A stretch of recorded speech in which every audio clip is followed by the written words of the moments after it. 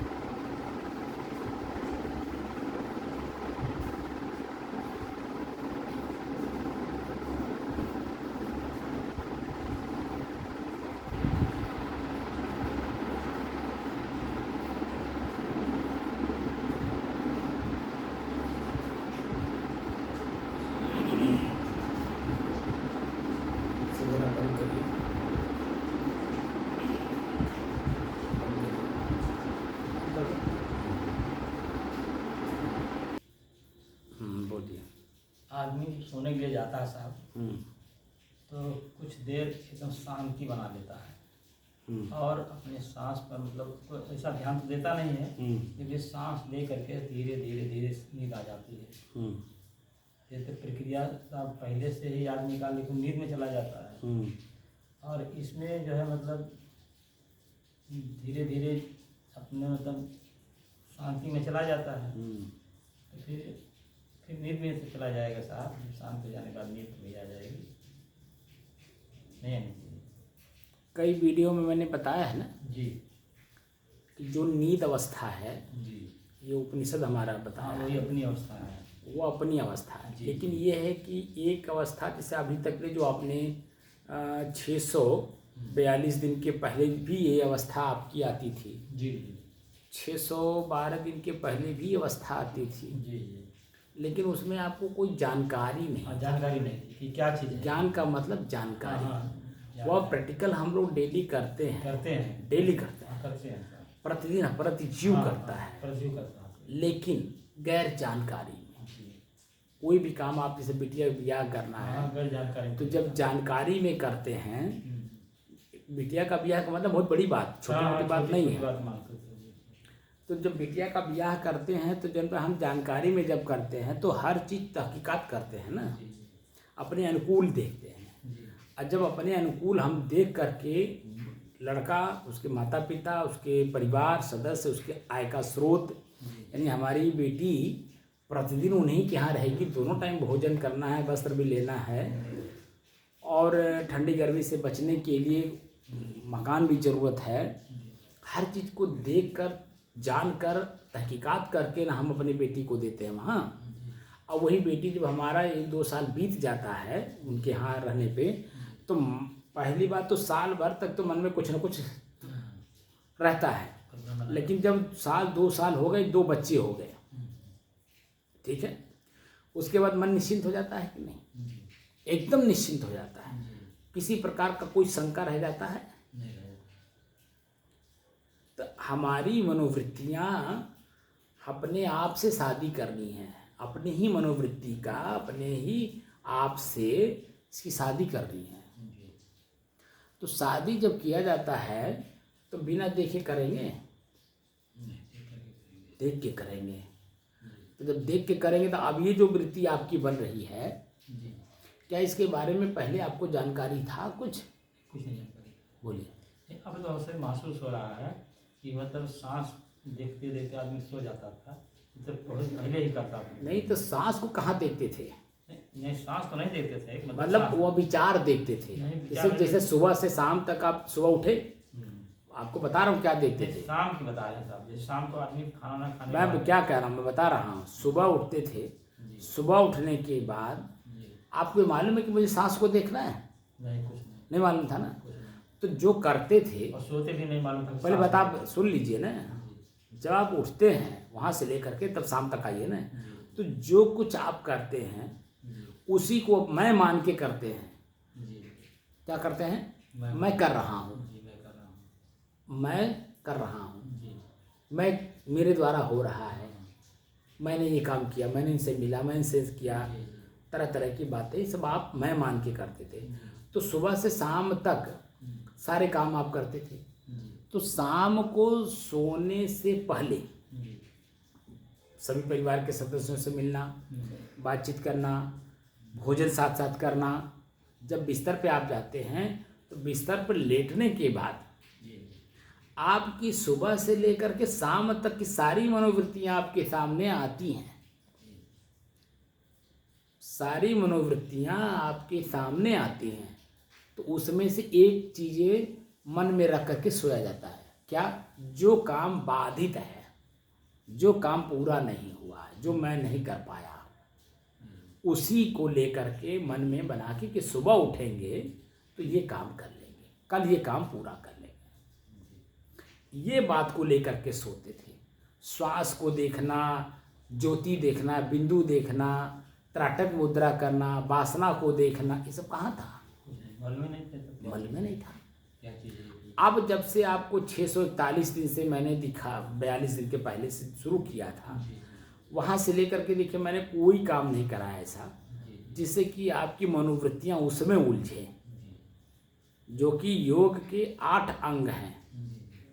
और सचमुच आपने प्रत्यक्ष देखा भी कि जब हम बैठते हैं तो सुबह से शाम तक का जो क्रियाएं हुए रहती हैं तो शरीर तनाव में रहता है, ठीक है, मन भी तनाव में रहता है, तमाम तरह की दर्द पीड़ा तमाम महसूस होती है। लेकिन जैसे ही आप श्वास को देखना शुरू करते हैं वैसे ही जन्म अपने शरीर का ज्ञान नहीं रहता, मस्ती लेते हैं। वही तो बात है। अब वही क्रियाएं जो पहले हो रही थी, मैंने क्या बताया था, पेड़ पे चढ़ना बताया था कि नहीं बताया था, तो पेड़ पर से उतरना भी तो है, वहीं आना है जहां पहले थे। जहां हम पहले थे वहीं वापस आना है। तो अब हमें पेड़ चढ़ लिए, जानकारी हो गई कि हमारे स्वरूप स्थिति कैसे होती है, वहीं वापस आना है कि इन्हीं परिवार के साथ रहना भी है, इन्हीं शरीर अपने ही शरीर के साथ रहना है, अपने शरीर की इंद्रियों के भी साथ रहना है, समझ रहे हैं। तो सारी क्रियाएं हमारी फिर यथावत ही होगी, पहले जैसा ही, लेकिन अब जानकारी में कि मैं नहीं कर रहा हूँ, ये स्वतः हो रहा है, स्वतः हो रहा है। स्वतः जो हो रहा है उसी को कहते प्रारब्ध, पूर्व की कमाई। स्वतः जो आज हो रहा है ये पूर्व की कमाई हो रही है। कोई आपको सम्मान दे रहा है, ये पूर्व की कमाई है। कोई आपका अपमान कर रहा है, ये पूर्व की कमाई है। तो आज क्या करना है, वर्तमान में क्या करना है, इसका उपभोग करना है या नहीं करना है। मान लीजिए सम्मान दिया और आप उस पर सम्मान में हंस दिए, इसका मतलब आपने उसका उपभोग कर लिया। और उपभोग किया तो वो जो है फिर आगे भी कर्म चलता रहेगा। कोई आपको गाली दे दिया, आपकी उसकी प्रतिक्रिया दे दी, तो आपने भोग लिया। प्रतिक्रिया दे दिए, वो भोग लिए, तो उसकी कर्म फिर चलेगी, तो फिर वैसे चलती रहेगी। तो पहले अज्ञान में जो हो रहा था इस काम को करने से पहले और काम करने के बाद जो हो रहा है, इसका मतलब है कहीं कहीं त्रुटि है। इसका मतलब इसमें कहीं कहीं त्रुटि है। पहले होता था मैं मान करके शरीर ही मैं हूँ, ये कान ही मैं हूँ, ये शब्द ही मैं हूँ, ठीक है। अब ये महसूस हुआ ये शरीर मैं नहीं हूँ, शरीर के इंद्रिय मैं नहीं हूँ, इनके विषय मैं नहीं हूँ, इनके भोग मैं नहीं हूँ, ये मेरे हैं, मेरे द्वारा ये सब संचालित हो रहे हैं। तो अब मुझे कोई गाली कान के रास्ते हमें किसी ने शब्द बोला और कान के रास्ते हमने भीतर लिया, यानी मन में लिया, तो गाली का प्रतिक्रिया तुरंत गाली देने का मन करेगा, लेकिन हमें अवॉइड करना है। ये जो बोल है ये निरर्थक शब्द बोल रहा है, और निरर्थक शब्द बोला मैंने इसको कभी दिया था। मैं एक बार आपको उदाहरण भी दिया था ना, 1 लाख रुपया कोई आप दे करके भूल गए हैं और कोई समय से दे तो कितना मन प्रसन्न होता है। ऐसे ही वो जो गाली दे रहा है वो हमें ने दिया है, उसको उसके पास स्टोर है, उस समय से हमें वापस कर रहा है। जब हमें देखा कि सामने है तो दे रहा है, तो हम ले करके सहन कर लें, ले करके सहन कर लें, और ये अपने अंदर से प्रसन्न हो कि मेरा ही दिया हुआ चीज़ ये मुझे वापस दे रहा है। ये खाली हो जाएगा, खाली हो जाएगा तो दोबारा नहीं देगा, लेकिन मैं प्रतिक्रिया जब कर दूंगा तो ये दोबारा भी देगा। बात समझ रहे? तो यहाँ पूर्व के इसी का लिए कहा जाता है संचित कर्म, क्रिमाण कर्म और प्रारब्ध कर्म। ये 3 कर्म हमारे होते हैं। तो संचित मतलब आगे के लिए, अभी जो करेंगे वो आगे संचित होता जाएगा। हाँ, अब पूर्व का प्रारब्ध है, तो प्रारब्ध कर्म जो हम बात कर रहे हैं पूर्व का प्रारब्ध है। हम कई बार जो बड़े लोग हैं जैसे कमिश्नर हैं, जजेज हैं, जो सुनते हैं, मैं उनको कई बार कह भी देता हूँ कि देखिए मैं कोई आपको कोई नई चीज़ नहीं दे रहा हूँ, ये आपकी धरोहर मेरे पास सुरक्षित था, कभी मैंने लिया था आपसे, तो मेरा कर्तव्य बनता है कि मैं आपका धरोहर आपको वापस कर दूँ। ये बात मैं बोल देता हूँ। ये जो साधना कर करा रहा हूँ ये मैंने सीखा है, जिससे उसी को रिटर्न कर रहा हूँ।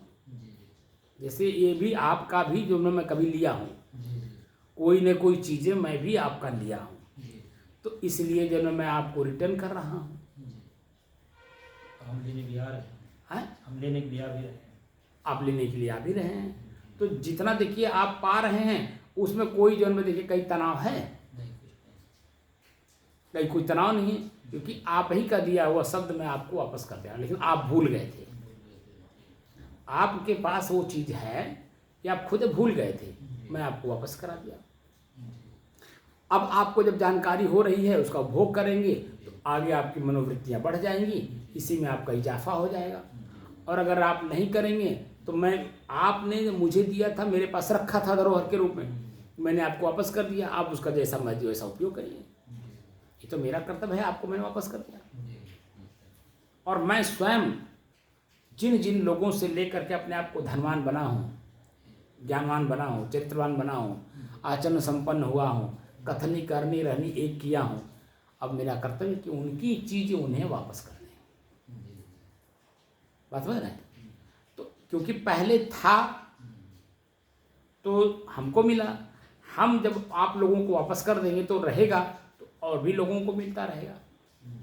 जैसे आपने मुझे दे करके अपने आप को खाली कर लिए, मान लीजिए वासना आपकी निवृत्ति नहीं हो पाई तो जन्म ले रहे थे, तो आपकी चीज़ मेरे पास था ना, जो चीज़ें आपने वासना निवृत्ति का मार्ग हमको बताए थे, भले आपने नहीं कर पाया, मैंने अपना काम किया था तो वो मेरे पास सुरक्षित था।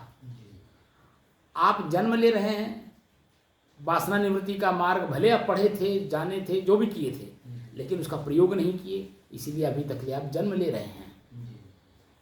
अगर आप उसका पालन किए होते तो जन्म लेते नहीं, तो मैं आपको रिटर्न नहीं करता।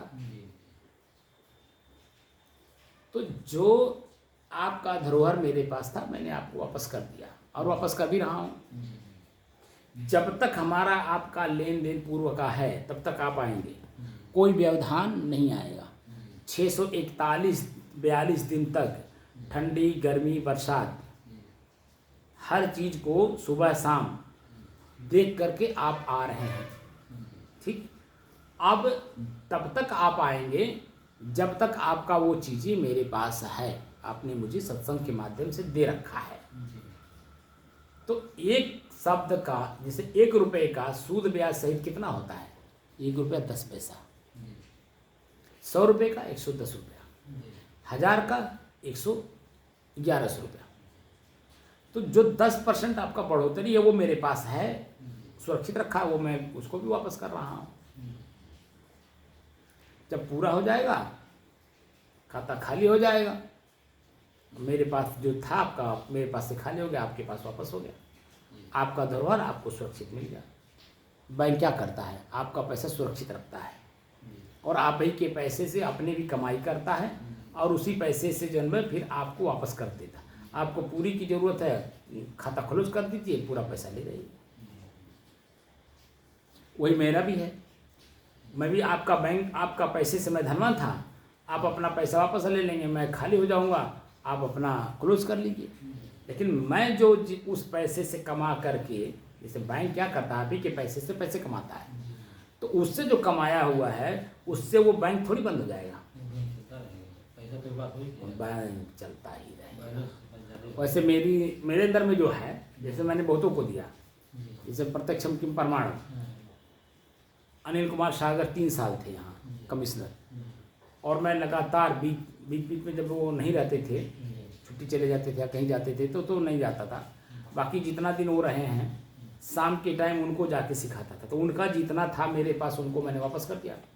उन्हीं के समय में आशुतोष कुमार यहाँ IG थे, उनको मैंने सुबह सुबह उनको सिखाने जाता था, तो जितनी चीज़ें उनकी थी मेरे पास उतना मैंने वापस कर दिया।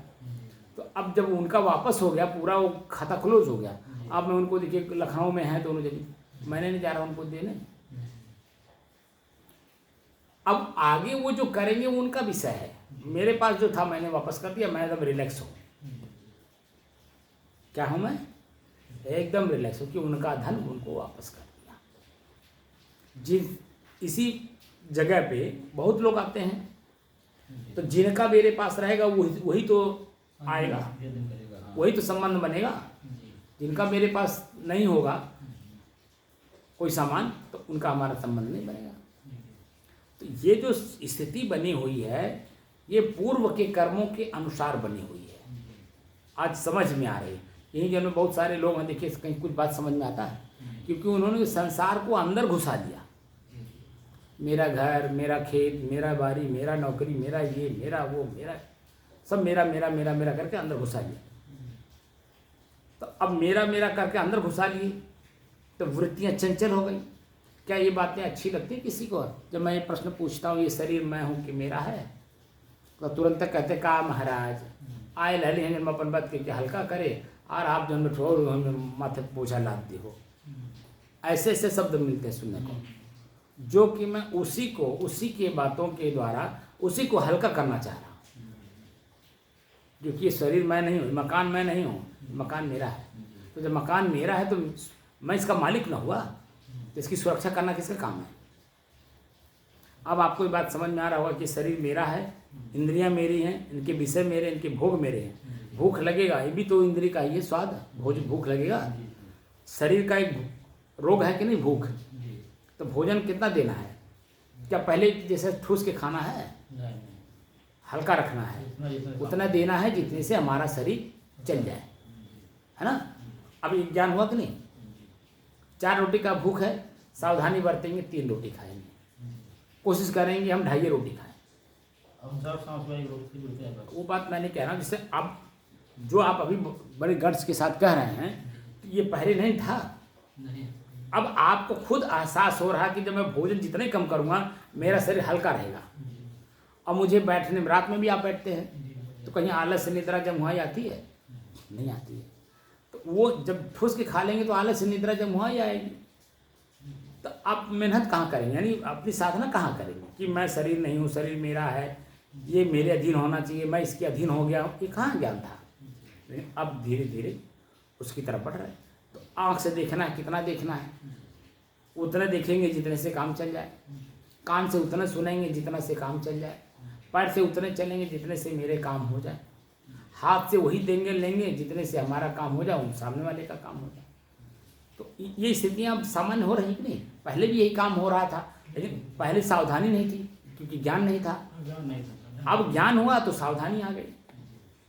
अभी तो और भी इसमें इजाफा करना है ना। अभी तो धीरे धीरे धीरे धीरे आपके अंदर की अंतरात्मा खुद रोकेगी। अंदर की आवाज़ को प्रत्यक्ष, जैसे हम लोग बातचीत कर रहे हैं, ऐसे ही जब आप समझना शुरू कर देंगे, मन की गति, मन माने प्रकृति, और मेरे स्वयं की आवाज़, मेरे स्वयं की आवाज़, तो मैं स्वयं आवाज़ होऊंगा ही नहीं। आवाज़ जो भी होगी सब प्रकृति में होगी। मैं तो खुद शांत स्वरूप, मेरे में आवाज़ ही नहीं है। तो जो अपनी आवाज़ है स्वयं की शांत स्वरूप, तो उसमें जब चले जाएंगे तो आवाज़ कहाँ से निकलेगी? अंदर से आवाज़ ही नहीं निकलेगी। तो आपकी अपनी स्थिति यथावत बनी रहेगी। महात्मा बुद्ध की तरह, महात्मा कबीर की तरह, महात्मा कणाद, जैमिनी, अन्य लोगों की तरह, ऋषियों की तरह चलेंगे भी, समाज के साथ रहेंगे भी। क्योंकि शरीर में जब तक हैं तब तक सब कुछ करना होगा, लेकिन देखकर, जानकर, समझकर करना होगा। ये बात बार बार करता हूँ कि कोई भी काम आप करें देखकर, जानकर और समझकर करें। ये बात मैं बार बार बोलता हूँ इसलिए कि आपकी सावधानी बनी रहती है। ये मन हमारे अधीन होता है, उसमें भय रहता है। भय रखना बहुत जरूरी है, तब हमारा मन हमारे अधीन रहता है तो कोई उल्टा पल्टा काम नहीं करता है। लेकिन भय मुक्त हो गए तब क्या होगा? भय जैसे मुक्त हुए, देखिए अध्यात्म में भय मुक्त बहुत बड़ी बात है, लेकिन व्यवहार में भय रखना जरूरी है। अगर हम किसी का भय न रखें तो कोई भी काम कर देंगे। कि मन हमारा कब कौन सा काम करा देगा हमें पता नहीं है, क्योंकि मन के ऊपर मैं सवार नहीं हूँ, मेरे ऊपर मेरा ही मन सवार है। इसलिए व्यवहार करते समय, किसी भी काम को करते समय, रास्ता चल रहे तो भी सावधानी रखें, फिसल के गिर जाऊंगा, कुछ भी घटना हो सकती है। तो इसीलिए डंडा लेकर के चलते हैं, सावधानी पूर्वक चलते हैं, रुक रुक चलते हैं। ये स्थिति होती है कि नहीं? क्योंकि हमें डर है गिरना पड़े।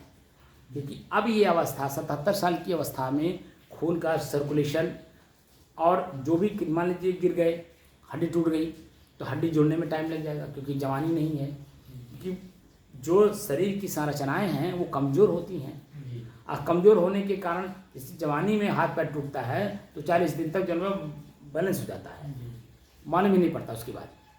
लेकिन जब अब 50 साल, 60 साल, 70 साल, आपका 77 साल उम्र है, तो अब अगर कोई घटना शरीर के साथ हो जाएगा तो वो हमें मरने तक जो बिस्तर पे सुला देगा। हम चल नहीं पाएंगे, हम कोई बाहर कुछ देख नहीं पाएंगे। अब तो उसी बिस्तर पे जो हमें कुछ मिलेगा, जो लोग मेरे बिस्तर तक आएंगे उन्हीं तक तो मैं सीमित रह जाऊंगा। तो ये चीज़ें जो है हम जब सावधानी पूर्वक कार्य करते हैं तो हमारी स्थिति मजबूत रहती है। और इतनी सावधानी रखने के बाद भी जो घटना घट जाती है वो भी हमारी पूर्व की प्रारब्ध के हैं। तो उसमें भी हम मन मार करके अपने उसी स्थिति में रहते हैं जो वर्तमान की स्थिति है, तो उसमें शांत रहते हैं। और शांत स्थिति में रहने पे क्या होता है, हमारे परिवार के बच्चे जो सदस्य हैं वो कभी दुखी नहीं होते हैं।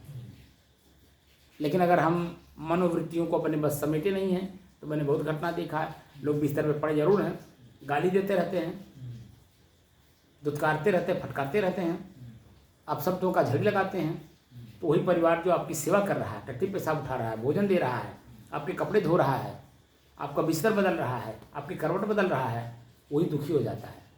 और दुखी मन आप बताइए कितना सेवा करेगा आपका। तो वो स्थिति आपकी मजबूत रहती है। अपने ही सेवा करानी है तो सेवा करने वाले को प्रसन्न मुद्रा में सेवा लेंगे तो वो जब तक आप शरीर में रहेंगे, जब तक उस स्थिति में, तब तक वो खुश होकर के सेवा करेगा, कहीं उसके मन में कोई द्वंद्व नहीं होगा। लेकिन आपकी अपनी स्वयं की स्थिति जब खराब होती है तब उसकी भी स्थिति खराब हो जाती है, क्योंकि आप शब्दों की झड़ी लगा देंगे, शब्द बोल बैठेंगे। कई ऐसे लोगों को मैंने देखा है, मान लीजिए लकवा मारा है, 3-4 महीना बीत गया, बच्चे भाई लगातार नहीं देख पाते हैं ना, और जो बच्चे हैं सब अपने अपने जगह चले गए, पत्नी रह गई। अब पत्नी कितना काम करेगी, आपका टट्टी पेशाब उठावे, उधर खाना बनावे, उधर बर्तन मांजे, उधर कपड़ा धोए, क्या करे, ऐसी स्थिति में आती है। तो हमने देखा कि मान लो बायां लंग जो है वो लकवा मार दिया है, तो दाहिना लंग तो ठीक है, मैंने मारते हुए भी देखा है, अपनी ही पत्नी को दाहिने हाथ से मारते हुए भी देखा, गाली देते हुए मारा, पैर दाहिना पैर से लात मारते हुए देखा मैंने। तो बताइए कितना, जो वो तो समाज के लोक लाज बस डर बस जो आपकी सेवा कर रही है, मन प्रसन्न होकर के सेवा आपकी नहीं कर रही है। लेकिन ये प्रक्रिया आगे भी तो लागू होगा, आप मर जाएंगे, वो भी मरेगी, वो भी कहीं जन्म लेगी, आप भी कहीं जन्म लेंगे, तो जो क्रिया उसके साथ आप करेंगे वो क्रिया आपके साथ करेगी, क्योंकि जीव नित्य है ना, जीव तो अनित्य नहीं है, प्रकृति अनित्य है, प्रकृति नित्य भी है, अनित्य भी है। जो मुख्य तत्व हैं माटी, पानी, आग, हवा, आकाश, ये नित्य हैं, लेकिन इनकी क्रियाएं अनित्य हैं, कुछ ही दिन रहती हैं, उसके बाद ढह जाती हैं, फिर नए सिरे से बनती हैं। जैसे पेड़, कोई भी पेड़ ले लीजिए, एक बार बनती हैं, फिर जन्म साल, कोई साले भर में सूख जाता है। जैसे हमारे पौधे हैं अन्न के, गेहूँ चावल के, उनके देखिए आप साल भर में मिट्टी मिल जाते हैं। लेकिन अमरूद है, आम है, सहजन है, सहजन भी आप देखिए ज़्यादा दिन नहीं चलता है। तो ऐसे जो पेड़ हैं, इनके जो माटी, पानी, आग, हवा, आकाश तत्व ही तो है, प्रकृति की संरचना है, अपने काम करती है, फिर उनको ले जाकर के फिर लास्ट में जाके मिट्टी में मिला देती है। मिट्टी में, पानी में, आग में, हवा में, सब अपने में मिल जाते हैं। ये प्रक्रियाएं चलती रहती हैं। और उसी क्रिया में हम लोग भी आज तक ले चलते रहे। आज हमें अपनी इसी क्रिया को बंद करना है। तो प्रकृति में रहते हुए भी प्रकृति के विपरीत कार्य भी नहीं करने हैं। अब देखकर, जानकर, क्योंकि मैं अपने आप को समझ गया, मेरी जो स्थिति है वो शांत स्थिति है, और अपने शांत स्थिति में हमें हमेशा बने रहना है। कहीं कोई मान लीजिए कोई घटना घट ही गई तो उस समय भी असहनीय पीड़ा होती है शरीर में, उसको सहन करने की क्षमता आ जाती है। तो हम अपनी पीड़ा दूसरे पे नहीं डालते हैं, यानी आप शब्द नहीं बोलते हैं, कराहते नहीं हैं, सहन करने की क्षमता आ जाती है। ये सब चीज़ें होती हैं हमारे अपने। जैसे मैं बैठाता हूँ, श्वास को दिखाता हूँ, तो श्वास को देखने के बाद हमें क्या क्या मिलता है, ठंड, गर्म, शीतल, सुगंध, दुर्गंध, सामान्य, फिर खिंचाव, तनाव, खुजली, दर्द, पीड़ा, कुछ तो महसूस होता है। वो सारी चीज़ों को दिखाता हूँ। तो श्वास की गति यहीं से शुरू होती है, मुंह बंद रहता है, नाक से हम श्वास लेते हैं, तो नाक के अंदर में हमें श्वास में, हवा में क्या मिल रहा है, ठंड, गर्म, शीतल, श्वास को हमने देखा और उसी श्वास में सुगंध, दुर्गंध और सामान्य 6 चीज़ें मिली। फिर वो ओंठ के ऊपरी हिस्से पे और नाक के निचले हिस्से पे, यानी पूरे इस एरिया में हमें क्या मिलता है।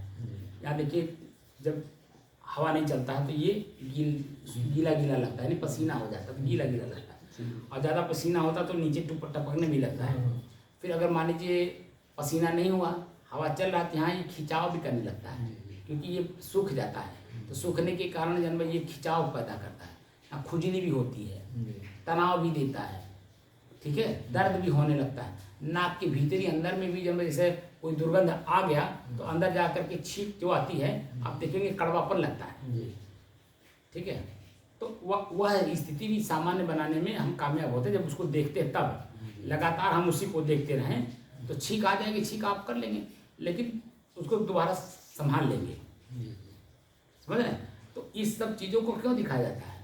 सहनशील बनने के लिए, सहन करने की क्षमता बढ़ाने के लिए यहीं से शुरू किया जाता है। इतनी दूरी पे जो चीज़ें मिलती हैं, यही चीज़ें मेरे पूरे शरीर में मिलता है आगे चल करके। तो अपने शरीर में सामान्य पलथी मार के बैठे हैं, पैर ऐसे है, नसें दब रही हैं, तो यहाँ दर्द तो करेगा ही। लेकिन जब हम वेदना और संवेदना का आधार जब लेते हैं विपश्यना में, वही तो दिखाते हैं। पहले श्वास को दिखाएंगे, श्वास को आपने देखा, उसके बाद जब आपके सर से लेकर के और पाँव के ऊपरी भाग तक, यानी जो पाँव का उंगली है उसके ऊपरी भाग तक कहाँ दर्द हो रहा है, कहाँ पीड़ा हो रहा है, कहाँ खिंचाव हो रहा है, कहाँ आनंद की अनुभूति हो रही, कहाँ सुख का अनुभव हो रहा है, ये पूरी चीज़ों को दिखाया जाता है। वहाँ रोका नहीं जाता है, दिखाया जाता है। देखिए, देखते देखते देखते देखते देखने की शैली आ जाती है, एक चीज़। दूसरी चीज़, मान लीजिए गांठ पे दर्द ही हो रहा है, जब शुरुआती दौर में बैठी तो आसानी दर्द होता है ना, आसानी दर्द होता है, आसानी पीड़ा होने लगती है। तो वो पीड़ा देखते देखते धीरे धीरे धीरे कम हो जाती है, और कम होते होते वो पीड़ा भी महसूस होता है अलग, और अपने आप वो जो है उसको सहन करने की क्षमता अंदर से आ जाती है। लेकिन वही जब आप अभ्यास नहीं करते हैं तो वो यथावत ही बना रहता है, और फिर कोई काम करने में हमें पीड़ा देता है। लेकिन धीरे धीरे अभ्यास करते करते करते करते शरीर के जितने भी क्रियाएं हो रहे हैं ये सब मेरे से अलग महसूस होने लगते हैं, एकदम ऑटोमेटिक। वो अपने आप जो है अंदर से महसूस होता है ये मेरे शरीर से जुड़ा हुआ है, मेरे से नहीं जुड़ा, मेरे शरीर से जुड़ा हुआ। तो शरीर तो नश्वर है, पंच प्रकृति है, परिवर्तनशील है, लेकिन जब तक हम इस शरीर में हैं चूटा नहीं काटने देते, मच्छर नहीं बैठने देते, मक्खी नहीं बैठने देते।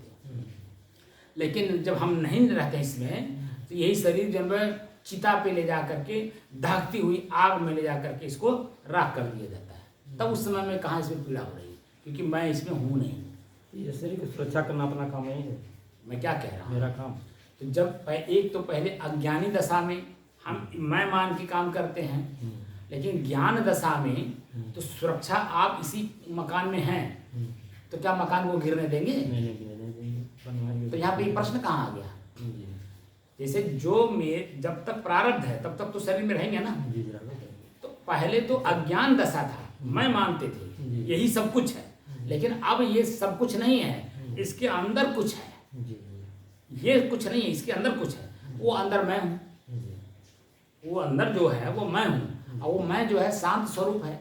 ये पीड़ा, ये दर्द, ये खुजली, ये कैंसर, ये सर्दी, जुकाम, बुखार, ये सब तो मैं नहीं ना, तो प्रकृति का है।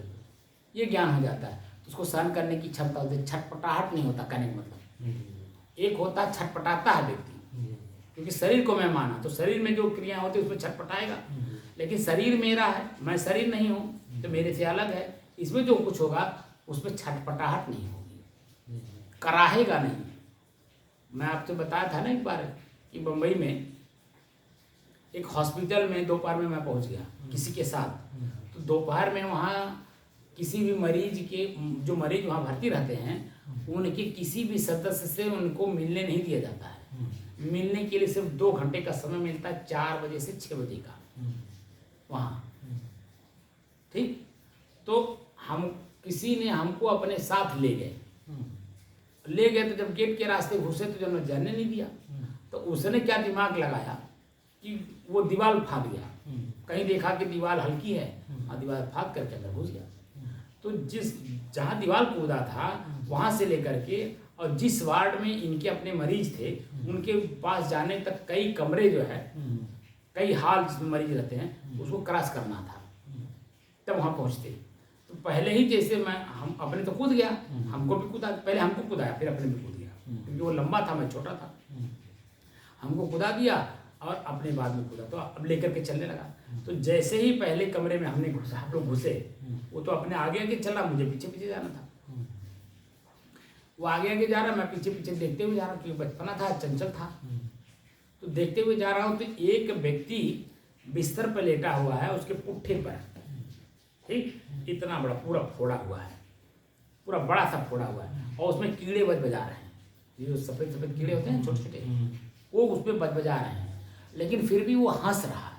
उसकी हंसी और उसका पीड़ा, अरे वो उसका वो फोड़ा और कीड़े देख करके मैं जो है मैं दंग रह गया, और वहीं गैस खा के गिर पड़ा, वहीं मैं गिर पड़ा। वो तो आगे चल निकल गया, और जैसे मैं गिरा वहाँ मैं बेहोश हो गया। इसीलिए देखिए, किसी भी कमज़ोर, मैंने किसी को भी ऑपरेशन थिएटर में या ऐसी जगहों पे जाने के लिए अलाउ नहीं है, कि पता नहीं कौन व्यक्ति किसका दिल कमज़ोर हो। मैं बच्चा था, मैं तो सोच में पढ़ करके गिरा ना वहाँ पे कि कैसे ये हंस रहा है, इसको पीड़ा नहीं हो रही। प्रश्न मेरे अंदर में ये हुआ, इसको पीड़ा नहीं हो रही है, मतलब कीड़े बजा रहे हैं और फोड़ा इतना बड़ा है, पूरा पूरा पुट्ठा भर में, और ये हंस रहा है, मुस्कुरा रहा है। उस बात को सोच करके मैं वहीं गैस खा के गिर गया। तो अब नर्स वगैरह दौड़ी, उठाई, ले गई, किसी बिस्तर पे लिटाई, पानी वानी पूरा झाड़ी। मैंने आधे घंटे में मुझे होश आया। होश आने के बाद मेरे से पूछी तुम कैसे आए यहाँ पे, तब तक मैंने वो भी आ गया, क्योंकि आगे जा करके देखा पीछे मैं नहीं आ रहा, थोड़ा वो आया फिर तो देखा मैं बेहोश हूँ। तब मैंने वहीं पे बातचीत हुई, तब हम लोगों को तुरंत जो है गेट के बाहर किया गया। तो वो जो स्थिति मैंने देखा था उस व्यक्ति को, तो अब मैं समझ रहा हूँ कि उसको शरीर की आसक्ति नहीं थी। जब से मैं उस बात को, मैं जो भी पूर्व में बातें हो चुकी हैं और साधना के माध्यम से मैं उस ऊंचाई पे जा रहा हूँ, तो मुझे पता चल रहा कि उसके अंदर में शरीर की आसक्ति नहीं थी। अपने शरीर का, अपने शरीर में ही आसक्ति नहीं थी, इसीलिए उसने सहन करने की क्षमता उसकी बढ़ी हुई थी। फोड़ा है और कीड़े पड़े हुए, लेकिन दर्द महसूस नहीं हो रहा है। कितनी बड़ी बात है। यहाँ छोटी सी फुंसी हो जाती है तो चिल्लाते हैं, हरे माई हो, हरे दादा हो, ऐसे कराते हैं हम लोग। एक कराहना हुआ ना, ये आवाज़ नहीं निकलती है, क्योंकि ज्ञान हो गया। ये शरीर मेरा है, न कि मैं हूँ, ये मेरा शरीर का भोग है। कबीर साहब ने क्या कहा, तन धर सुखिया काहुन देखा, जो देखा सो दुखिया। और कह रहे हैं कि उदय अस्त की बात कहता हूँ, सबका किया विवेका। जहाँ सूर्य उगता वहां से लेकर के जहाँ सूर्य अस्त होता वहां तक मैंने देखा कि कोई शरीर धर करके सुखी नहीं है। तो सुखी है कौन? जो शरीर की आसक्ति को जीत लिया होगा, जो अपने आप में स्थित होगा, स्व में स्थित होगा, शांत स्वरूप में रहेगा। तो कुछ भी शरीर में हो, कोई भी घटना हो, वो अपने में ही समा जाएगा, समाये रहेगा। ये स्थिति आती है। अब समझ में बात आई कुछ? ये अब जानबूझ के अब करना है, मतलब देखकर, जानकर और समझ करके अपनी स्थिति में शांत रहना है। तो अपने शरीर की सारी स्थितियाँ, भूख, मैंने बताया ना कि भूख को जीतने में भी कामयाब होना चाहिए। ये सारी इंद्रियों के जो विषय हैं, इनके विषय हमारे बस में होना चाहिए, न कि हम इसमें अधीर हो जाएं। अधीर का मतलब उसी में आसक्त होकर के कुछ का कुछ कर रहे हैं, क्योंकि बुद्धि दिग्भ्रमित कब करती है पता नहीं चलता है। अपनी बुद्धि खुद ही जो है दिग्भ्रमित कब करती है पता नहीं चलता है। एक पॉइंट पे मैं बहुत चिंतन कर रहा था कि आखिर ये जो नाना जीव हैं, ऐसी नाना जीव में कोई चोरी कर रहा है, कोई बेईमानी कर रहा है, कोई ठगी कर रहा है, कोई डकैती डाल रहा है, कोई कुछ कर रहा है, कोई कुछ कर रहा है। आखिर उसका कारण क्या है? जीव के ही जन्म काल बना हुआ है। तो उसमें 2-3 बातें मैं स्पष्ट निकल करके, एक तो पूर्व प्रारब्ध है कि वो जीव सनातन है, सनातन से चला रहा है, सनातन मतलब सदाओं से है, नित्य है। जीव नित्य है, और जीव जो है नित्य, जैसे मोबाइल अनित्य है लेकिन उसमें सिम और चिप ये नित्य हैं। तो मान लीजिए मोबाइल खराब हो गया तो सिम और चिप दूसरे मोबाइल में लग जाएगा कि नहीं? मान लीजिए वो भी मोबाइल खराब हो गया तो तीसरे मोबाइल में लग जाएगा कि नहीं? ऐसे ही शरीर और शरीर में बुद्धि, यानी जीव और जीव के साथ उसके साथ जो जुड़ा हुआ उसके कर्म के संस्कार बुद्धि निश्चय किया हुआ, ये मैं कर रहा हूँ, जो कि हो रहा प्रकृति में, और कह रहा मैं कर रहा हूँ। वो जो मैं कर रहा हूँ की स्थिति है वो ये बुद्धि है, निश्चय कर दिया। वो निश्चय जो है आपके साथ चिप के रूप में काम करता हुआ आपके साथ चलता है। जैसे पहले राजा लोग चलते थे तो उनके साथ थारू चलते थे। थारू कहते हैं ना, थारू मतलब क्या हुआ? कैशियर। आज के अंग्रेजी भाषा में कैशियर। तो वो जहां जहां राजा जाते थे वो उनके साथ में वो थारू उनके साथ चलते थे, यानी कैशियर, मालिक के साथ कैशियर चलता है। मालिक देखिए कोई अपने पास पैसा नहीं रखता है, लेकिन इशारा ही कैशियर समझ जाता है, कहाँ खर्च करना, कितना खर्च करना, कब करना, किस रूप में करना है। कैशियर वो मालिक बोलता है, कैशियर नोट करता है, भाई जाओ ये सामान ले आओ। ये स्थिति देखा होगा आपने। जैसे सरकारें जो चलती हैं, सरकार में जैसे मान मुख्यमंत्री हुए, प्रधानमंत्री हुए, तो उनके साथ आप देखेंगे कि वो क्या बोलते हैं उनको, वित्त मंत्री। वित्त मंत्री भी तो चलते हैं, अनेकों विभाग रहेंगे लेकिन सारा विभाग का लेखा जोखा वित्त मंत्री के साथ रहता है। वित्त मंत्री मतलब क्या? कैशियर तो है। पूरे राज्य पूरे देश का लेखा जोखा किसके पास रहता है? वित्त मंत्री के पास। तो कैशियर माने वित्त, कैश माने वित्त हुआ ना, वित्त माने धन। तो वित्त मंत्री तो हमारा बुद्धि जो है ये कौन है? वित्त मंत्री है। इसके पास हमारा लेखा जोखा पूरा है और ये हमारे साथ साथ चलता है। तो इसी को आदि खत्म कर देना, मैं नहीं कुछ कर रहा हूँ, ये प्रकृति में स्वतः हो रहा। जब प्रकृति में स्वतः हो रहा ये जानकारी हो जाए तब मैं कौन हूँ करने वाला? भाई मैं तो शांत स्वरूप हूँ, मेरे में कोई क्रिया है ही नहीं। क्रिया जो कुछ भी है प्रकृति में है, अनित्य है वो। अब अनित्य में नित्य को खोजा जा रहा और नित्य में अनित्य को घुसाया जा रहा है, तो दोष किसका है? तब अपने स्वयं के दोष को स्वयं में ही उसको निकालना होगा, तब हम हल्का होंगे।